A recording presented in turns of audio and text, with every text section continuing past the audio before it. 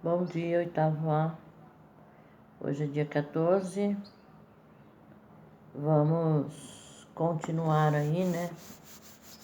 14, segunda-feira. Vamos continuar com o nosso conteúdo aí, para terminarmos essa terceira unidade aí.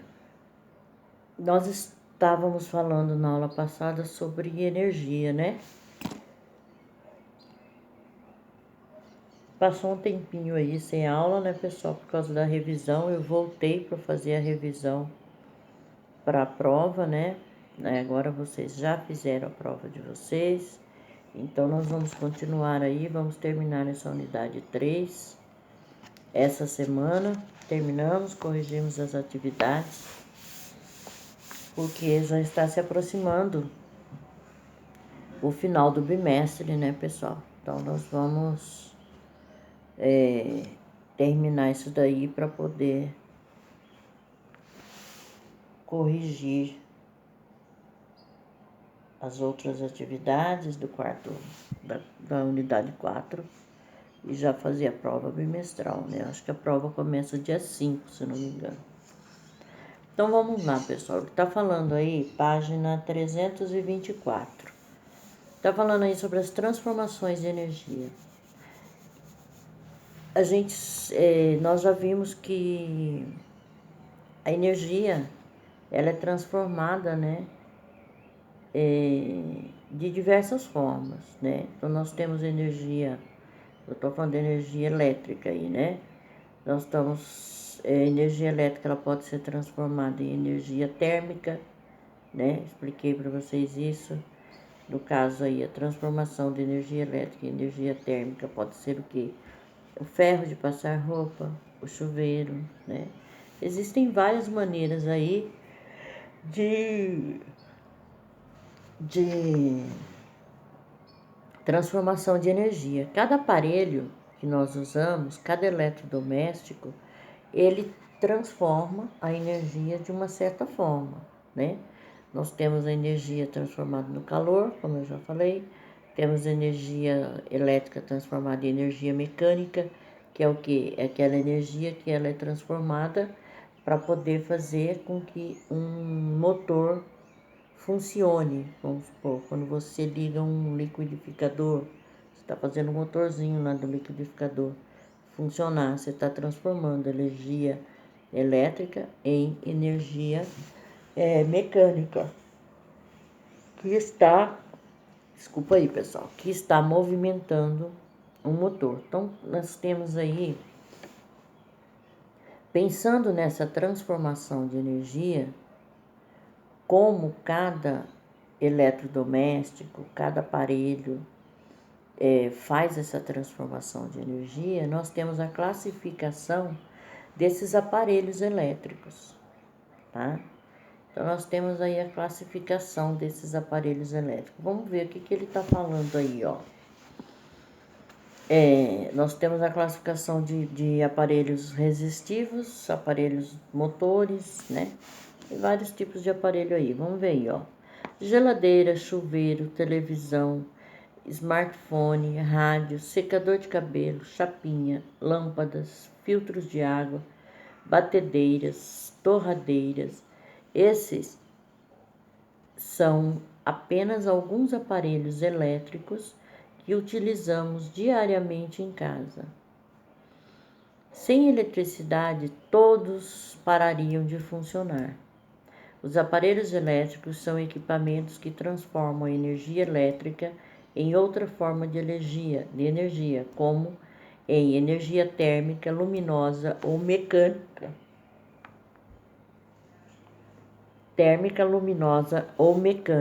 Dessa forma, os aparelhos são classificados de acordo com o tipo de transformação que realizam. Foi o que eu acabei de dizer, né?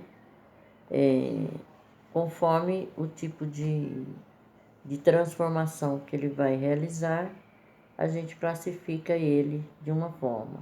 Tipo, energia elétrica, que ela é transformada numa energia para poder girar o motor, então são os aparelhos motores, né? Os aparelhos que dependem desse tipo de energia vai transformar a energia elétrica em energia mecânica. Essa energia mecânica vai fazer com que os motores de alguns aparelhos funcionem.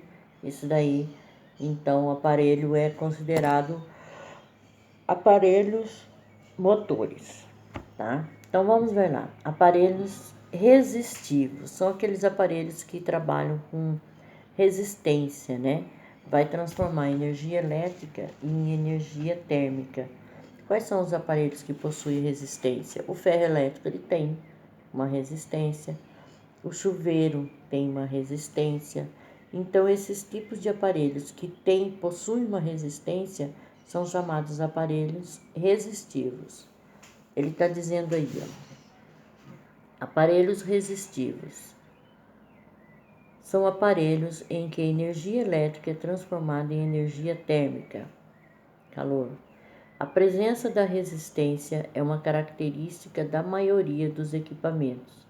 Exemplos de aparelhos resistivos são chuveiro, secador de cabelo, cafeteira elétrica, aquecedor elétrico, lâmpada, torradeira, lâmpada fluorescente, ferro de passar.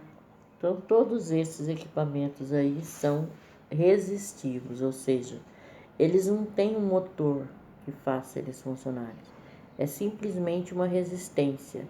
Não sei se vocês já tiveram oportunidade de ver alguma resistência. A mais fácil de observar é a resistência do chuveiro. Quando você abre o chuveiro, é um aparelhinho desse tamanhozinho assim, ele é cheio de curvas, tá? Aquilo ali é uma resistência, então existe essa resistência em vários aparelhos, como ele está dizendo aqui, né? Vamos ver aí os aparelhos motores, ou seja, são aqueles aparelhos que têm um motor, né? E ele gira em torno de um eixo, tá? Sempre que tem um motor, esse motor gira em torno de um eixo. Então, esses aparelhos que giram em torno de um eixo, que transformam energia elétrica em energia motora, em energia mecânica, são chamados aparelhos motores. Um exemplo bem simples que a gente usa bastante em casa é o liquidificador. O liquidificador ele tem um eixo, né? E o motor vai girando ali em torno daquele eixo. A energia elétrica é transformada em energia mecânica, que vai fazer com que esse motor passe a funcionar. Então vamos ver aí, ó. Aparelhos motores são aparelhos que apresentam em seu interior um motor que transforma a energia elétrica em mecânica, gerando rotação em torno de um eixo. É o que eu falei, né? Tá, todos esses aparelhos, o motor tá aqui e ele vai ficar gerando em volta desse eixo, tá? Parte dessa energia é dissipada em forma de calor, apesar de não serem utilizados para isso. O que significa isso aqui, pessoal? Parte dessa energia é dissipada em forma de calor. Quando você fica muito tempo com um aparelho desse ligado, tipo se você ficar muito tempo com o liquidificador ligado, a energia que está ali, que vai fazer com que esse motor do liquidificador gire em torno desse eixo, acaba esquentando aquilo ali. Então, você está usando durante um bom período, ele acaba esquentando. Então, por isso que diz aqui que é dissipada na forma de calor. Grande parte dessa energia é dissipada na forma de calor, tá? Apesar de eles não serem feitos para isso. São exemplos de aparelhos motores: geladeira, batedeira, liquidificador, aspirador de pó, furadeira, parafusadeira, ventilador. Todo e qualquer aparelho, pessoal, que possui um motor, ele vai transformar a energia elétrica em energia mecânica e eles são chamados de aparelhos motores. Tá? Aparelhos comunicadores e informativos. Esse aparelho, aparelhos comunicadores e informativos, eles estão ligados à captação de ondas eletromagnéticas. Tá? Ele vai transformar a energia elétrica em energia sonora ou energia luminosa. Tá? Então, são os aparelhos comunicadores e informativos. Eles transformam energia elétrica em energia luminosa ou em energia sonora, tá? Televisão é um exemplo disso, tá? Vê o que ele está falando aí, ó. Trata-se de aparelhos que têm a função de guardar informação, decodificá-la e transformá-la, servindo, portanto, de comunicação. Seu funcionamento está associado à transmissão e à captação de ondas eletromagnéticas. Por exemplo, os televisores transformam energia elétrica em energia sonora e luminosa. Mas pode ser que esse aparelho, pessoal, que é considerado comunicadores ou informativos, ele não precisa fazer essas duas transformações. No caso aqui, o exemplo que ele deu, ele faz as duas transformações ao mesmo tempo, que é o som e a imagem, né? Então, sonora e luminosa. Mas o aparelho pode fazer somente uma das duas, ou sonora ou luminosa. Mesmo assim, ele é considerado informativo ou comunicador. A imagem é a codificação das ondas eletromagnéticas recebidas pela antena. São aparelhos mais complexos. Portanto, rádio, computador, telefone, microfone e televisão são exemplos de aparelhos comunicadores e informativos. Então, veja bem, pessoal, o que vocês precisam saber? Que a energia, ela pode ser transformada em energia térmica, em determinados aparelhos, em energia mecânica, em energia luminosa e energia sonora. Cada aparelho transforma essa energia de uma forma. E de acordo com o tipo de transformação de energia que esse aparelho vai fazer, vai utilizar, ele é denominado, ele tem um nome específico. Então, aparelhos resistivos são aqueles que usam resistência, eles possuem uma resistência, vai transformar a energia elétrica em energia térmica. Os aparelhos motores são aqueles que eles possuem motor, como o nome diz, e eles vão transformar a energia elétrica em energia mecânica, ou seja, vai fazer com que esse motor funcione. Então, pode ser batedeira, liquidificador, tá? Geladeira também tem motor, tá? E aí nós temos os aparelhos comunicadores e informativos, que transformam energia elétrica em energia sonora ou energia luminosa, através de ondas eletromagnéticas, como ele deu o exemplo aqui do televisor. Você coloca a antena lá, essa antena vai receber, né, as ondas eletromagnéticas e vai transmitir através de ondas eletromagnéticas, vai chegar no seu aparelho de televisão e vai transformar a energia em sonora, que é o que você vai ouvir lá o som, e luminosa por causa da imagem, tá? O mesmo acontece com o celular, né, pessoal? A gente recebe ondas, né? Você carrega ele lá e quando você coloca para carregar a bateria, o que acontece? São ondas eletromagnéticas, tá? Mesma coisa. Aí nessa página ainda aí, pessoal, nós temos lá um jogo rápido, tá?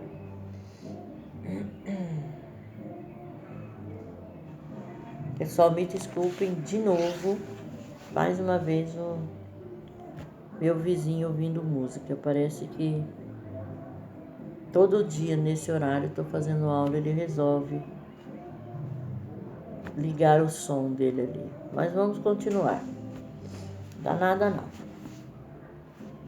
Então, o jogo rápido, ele diz lá: o funcionamento de um chuveiro elétrico ocorre em virtude da resistência presente em seu interior, cuja função é produzir aquecimento. Todo equipamento com essas características está inserido no grupo dos resistivos. Então, de acordo com essas informações, assinale a alternativa que apresenta apenas equipamentos que pertencem ao grupo dos resistivos. Então aí, ó, pessoal, nós temos aí, ó, na alternativa A, ferro elétrico é resistivo, mas já tem a geladeira ali e o secador que já não são. Geladeira e secador são motores, né? Então não dá. B, chapinha de cabelo, secador de cabelo e computador. Também não. Por quê? A chapinha de cabelo, o secador de cabelo são motores e o computador são informativos, né? Ou comunicadores. C, aquecedor elétrico, ar-condicionado e ferro elétrico. O ferro elétrico é por resistência, mas os outros dois não. Aquecedor elétrico e ar-condicionado, motor. D, secador de cabelo, chapinha para cabelo e ferro elétrico. Sim, todos esses aqui podem ser, são resistores. E, televisão, lâmpada incandescente e ferro elétrico. Então aqui a alternativa é a alternativa D, tá?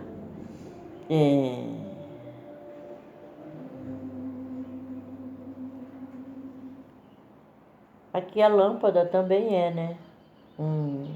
Mais resistores, mas o televisor aqui que... essa aí aqui tá meio... forno elétrico, tá? Então o jogo rápido aí é a alternativa D. 325. Cálculo do consumo de energia elétrica dos aparelhos. Isso daqui, pessoal, esses cálculos, todo mundo deveria saber fazer esses cálculos, porque ele vai poder prever. Se ele souber fazer esses cálculos, ele consegue controlar a conta de energia que vai receber lá no final do mês, tá? Dá para controlar essa conta de energia. Nós sabemos que nós temos, né? Toda residência tem um relógio. Esse relógio ele vai marcar o que cada aparelho que existe dentro da sua casa gasta em 24 horas. Ele está marcando ali, tá? Todos os aparelhos, certo? Na realidade, a unidade de medida de energia é o joule, né? Mas a gente mede, mas a gente usa o quilowatts, tá? A gente usa o quilowatts ou watts, tá? Que é representado pela letra maiúscula W, tá? Então, na realidade, o que é medido? A rapidez com que um aparelho consome energia, que é o que? A sua potência, né? Então, nós temos aparelhos que são mais potentes, aparelhos que são menos potentes, gastam mais energia ou menos energia, tá? Normalmente, essa potência, ele vem determinado, é que a gente não tem o hábito de observar, né, os aparelhos, mas onde ele coloca lá, onde o fabricante daquele aparelho coloca um rótulozinho lá dizendo qual a voltagem que a gente deve usar, se é 110, se é 220, tem ali também, né, o consumo daquele aparelho. Então você vai saber se aquele aparelho consome muito ou não, tá? Então aí é uma opção sua de usar muito aquele aparelho ou de não usar. Tem gente que prefere nem ter esse tipo de aparelho em casa, tá? Um exemplo disso daí é porque tem pessoas que são assim. Saiu um eletrodoméstico novo, eu quero comprar, vai lá e compra. Saiu um outro, vai lá e compra, né? Aquele consumismo mesmo, né? Aquelas pessoas que são consumistas. E aí o que acontece? Nem observa quanto que aquele aparelho gasta de energia, né? E tem ali marcado qual o consumo dele. Ele é marcado em minutos, tem alguns aparelhos que são marcados em segundos, tá? Um desses aparelhos que saiu, não tem muito tempo que existe não, e que tem um consumo enorme de energia, e a maioria das pessoas usam e não se ligou o aumento de energia, não relacionou o aumento de energia da casa com ele, é essa panela elétrica que fazia arroz aí. E a maioria das mulheres hoje em dia querem essa panela na cozinha. Ela é rápida, tá? Mas ela tem um consumo de energia, gente, que o custo-benefício dela não compensa. Não compensa.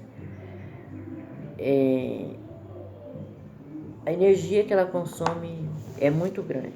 Então vamos ver aí, ó. Como que a gente pode fazer esse cálculo? Os aparelhos elétricos apresentam uma propriedade chamada de potência elétrica, que indica quanto de energia elétrica um aparelho é capaz de converter em outro tipo de energia a cada segundo. Então, é medida a cada segundo. A potência elétrica é representada pela letra P, de potência, P maiúscula, e é medida em watts, ou watts, né? Representada pela letra W maiúscula. A potência consiste na indicação da rapidez com que um trabalho é realizado, ou seja, mostra a quantidade determinada de determinada energia convertida por segundo em outro tipo. Sua unidade de medida é o watts, que significa joule, tá? Por isso que eu disse que a energia ela é medida em joule. Se a gente for ver lá no relógio, ele está em joule. Unidade de medida de energia por segundo. Normalmente a potência vem indicada nos aparelhos. Por exemplo, uma lâmpada pode ter potência de 100, 80 ou 60 watts. Um chuveiro pode apresentar uma potência de 3.600 watts. Uma geladeira pode apresentar uma potência de 200 watts. A potência é medida em watts, cujo símbolo é W. Na física, a capacidade de conversão de um tipo de energia em outro é chamada de trabalho.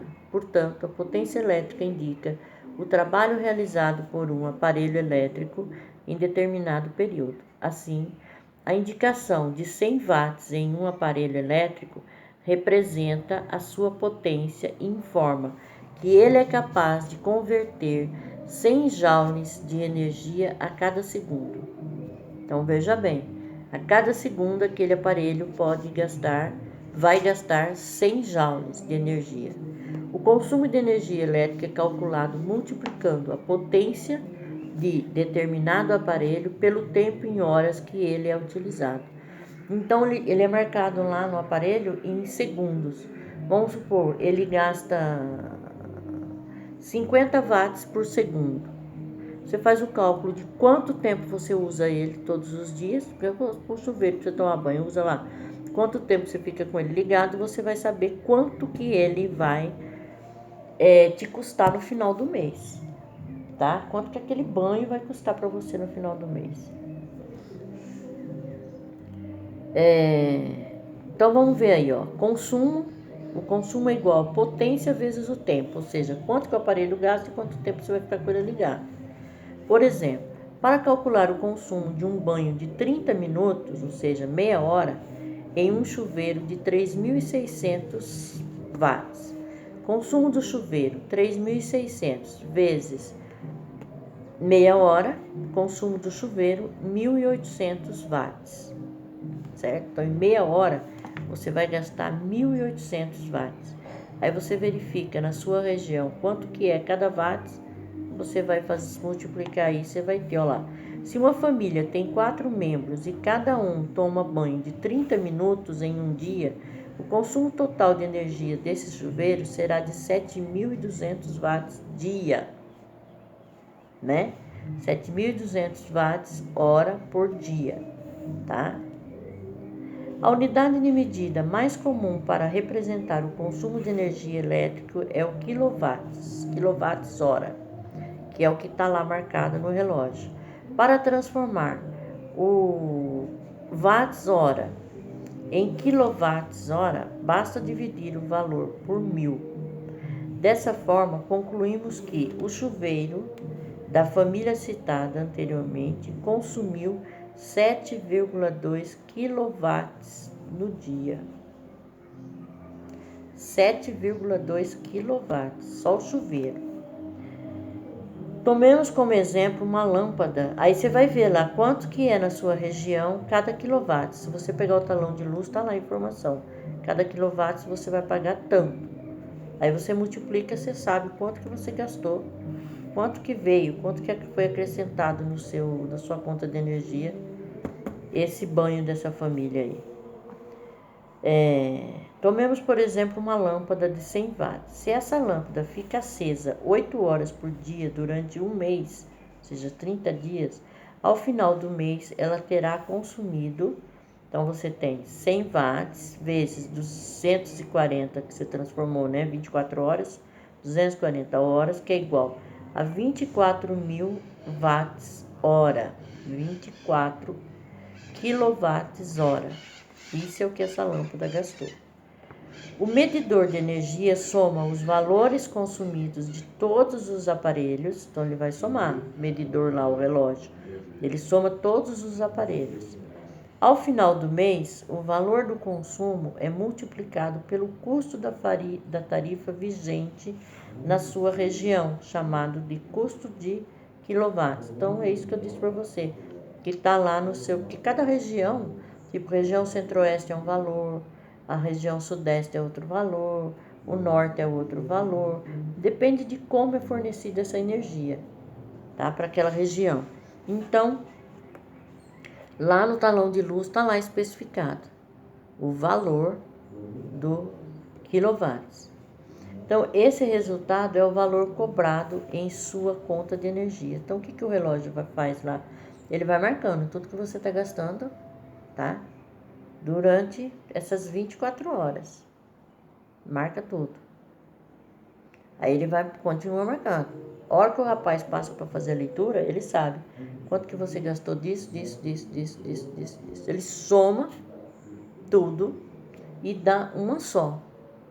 Multiplica pelo valor que você... Lá no relógio diz quantos quilowatts você usou. Ele faz a leitura lá e só vai multiplicar pelo valor do quilowatts. Então é fácil você controlar a sua energia. Você vai lá no relógio, observa mais ou menos que dia que o cara vem para poder fazer essa medição. Vamos supor, aqui ó, um exemplo, aqui na minha casa normalmente é por volta do dia 19. Agora que eu estou ficando em casa, né, que todo mundo está ficando em casa por causa dessa pandemia, dá para a gente observar quando ele vem fazer a medida. Aí ele fez a medida, você marca lá, tal dia, vamos supor, dia 19 do 9, ele fez a medida. A partir daí você começa a fazer. Então ali zerou aquele mês, aí vai começar todo mês, do outro mês. Aí você começa a fazer, você pode saber quantos quilowatts você gastou naquele dia. Você vai lá no final do dia e marca lá. Tantos quilowatts. Vamos supor que você marcou 7 horas da manhã, você vai lá. Ele acabou de sair, você vai lá e olha lá quanto que tá. Tanto, marca lá no papelzinho, tá tanto. No dia seguinte, naquele mesmo horário, você vai lá, você vai ver quanto que você gastou. Você vai marcando. No final do mês, você pega tudo aquilo ali, soma e multiplica pelo valor do quilowatts que você tem, que está determinado na sua conta, e você sabe quanto que você vai gastar, quanto que vai vir na sua fatura. É uma maneira de você também controlar para ele não fazer a leitura errada. Não, eu também fiz a leitura, não é esse valor, minha energia está errada, né? É que a gente não tem esse hábito de fazer isso, nem sempre dá pra gente ficar fazendo isso todo mês. Mas você não precisa todo dia fazer a leitura também. Você pode, o dia que ele fizer, você vai lá e marca. Depois de 30 dias você sabe que ele vem mais ou menos dia 19 fazer a leitura. Quando chegar no próximo dia 19, você fez a leitura dia 19, a hora que ele passou. pro próximo 19 você vai e faz a leitura. Multiplica pelo valor que está lá na sua conta de energia e você vai ter o valor lá, tá? Valor da fatura, consumo versus custo de quilowatts, é isso que eu estou falando aqui. O custo do quilowatts varia de acordo com cada região brasileira. Ao considerar o valor do quilowatts de 0,60, a lâmpada do exemplo anterior contribuiu com R$ 14,40 no valor da fatura. Vamos supor que a lâmpada gaste 0,60 kW, tá?